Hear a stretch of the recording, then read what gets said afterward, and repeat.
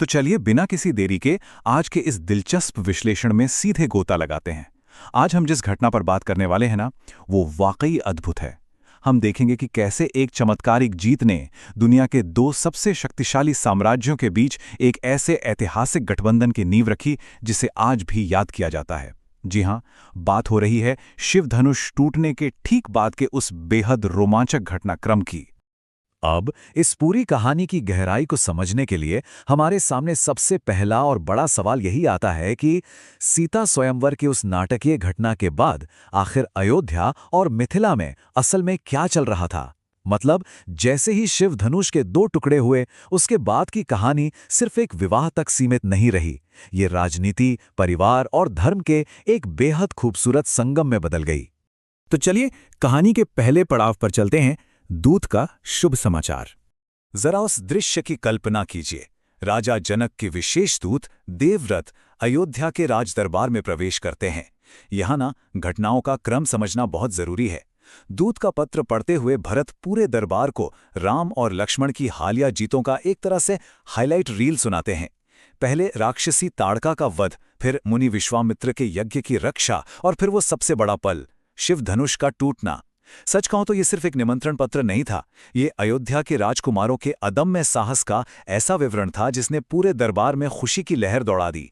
लेकिन इस महाकाव्य का जो भावनात्मक पहलू है ना, वो सच में दिल छू लेने वाला है। रानी कैकेयी की प्रतिक्रिया इसका सबसे सटीक उदाहरण है। राम के विवाह की बात सुनकर उनके दिमाग में कोई राजनीति या राज्य के विस्तार की बात नहीं आती। उनकी पहली प्रतिक्रिया एक बेहद शुद्ध और सच्ची पारिवारिक खुशी है। वो चहक उठती हैं कि इस राजमहल में एक बार फिर नन्हे मुन्नों की किलकारियां गूंजेंगी और वो दादी बन जाएंगी। ये छोटी सी बात दिखाती है कि राम के प्रति उनका प्रेम वास्तव में कितना गहरा और निस्वार्थ था। खैर, अब आगे बढ़ते हैं दूसरे भाग की तरफ। अयोध्या में उत्सव की शानदार तैयारियां। जैसे ही निमंत्रण स्वीकार होता है, राजा दशरथ तुरंत तैयारियों का आदेश देते हैं। राजकोष खोल दिया जाता है, ब्राह्मणों को दान दिया जाता है। लेकिन यहां सबसे दिलचस्प बात राजा दशरथ की सोच है। उनका मानना था कि एक राजा को उत्सव मनाने का कोई हक नहीं है अगर उसके राज्य का एक भी नागरिक दुखी या असंतुष्ट रह जाए। जरा सोचिए, यह एक आदर्श कल्याणकारी राज्य की कितनी बेहतरीन परिभाषा है ना, जो आज के समय में भी उतनी ही प्रासंगिक लगती है। और इसी दौरान माता कौशल्या का एक विशेष संदेश भी आता है जो बहुत ही मार्मिक है। वो मंत्री सुमंत के जरिए मिथिला संदेश भिजवाती हैं कि सीता अयोध्या में बहू बनकर नहीं बल्कि बेटी बनकर आएंगी। ये कोई साधारण वाक्य नहीं था, ये एक बहुत बड़ी सांस्कृतिक मिसाल थी कि परिवार में किसी नए सदस्य का स्वागत किस कर्मजोशी और सम्मान के साथ किया जाना चाहिए। चलिए अब रुख करते हैं हमारे तीसरे और बहुत ही खास पड़ाव की ओर, दो महान राजाओं का ऐतिहासिक मिलन। अब आप कल्पना कीजिए, दुनिया के दो सबसे शक्तिशाली राजा आमने सामने खड़े हैं। राजा दशरथ बड़े ही प्रेम से कहते हैं कि ईश्वर की कृपा से अयोध्या और मिथिला अब बराबर के संबंधी बन गए हैं। लेकिन इसके जवाब में विदेहराज जनक जो कहते हैं वो उनकी महानता को दर्शाता है। वो कहते हैं, हम बराबर नहीं हैं, आप दाता हैं और मैं तो एक याचक हूं जो अपनी बेटी के लिए दान मांग रहा हूं। ये असीम विनम्रता ही तो है जो राजा जनक को इतिहास में हमेशा के लिए अमर बना देती है। और जब इतने समय बाद पिता और पुत्र का मिलन होता है तो वो दृश्य भी बेहद भावुक करने वाला होता है। राम अपनी इस विशाल सफलता का सारा श्रेय अपने पिता राजा दशरथ के मार्गदर्शन को दे देते हैं। वो बहुत ही स्पष्ट शब्दों में कहते हैं कि उनकी प्रेरणा के स्रोत स्वयं उनके पिता ही हैं।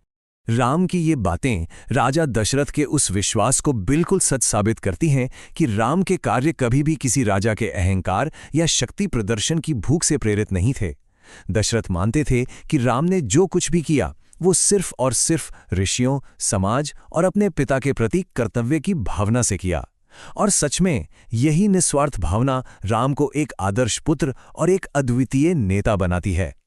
अब हम आते हैं चौथे हिस्से पर, जहां बात होती है रघुकुल की महान परंपरा की।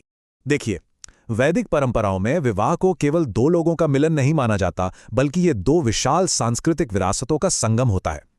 जरा रघुकुल वंश की इस गौरवशाली परंपरा को तो देखिए। राजा दिलीप, भगीरथ जिन्होंने गंगा को पृथ्वी पर उतारा, महाराज रघु जिनके नाम पर यह वंश है, फिर अम्बरीश, अज और अंत में राजा दशरथ। महर्षि वशिष्ठ जी इसी वंशावली का पाठ करके औपचारिक रूप से सीता और उर्मिला के लिए राम और लक्ष्मण का प्रस्ताव रखते हैं। इससे पता चलता है कि किसी भी गहरे रिश्ते की नींव में परिवार के इतिहास और चरित्र का कितना गहरा महत्व होता है। और अब आता है कहानी का सबसे रोमांचक मोड़, चारों भाइयों का विवाह। यहाँ पर एक बहुत ही अप्रत्याशित लेकिन बेहद खुशी भरा ट्विस्ट आता है।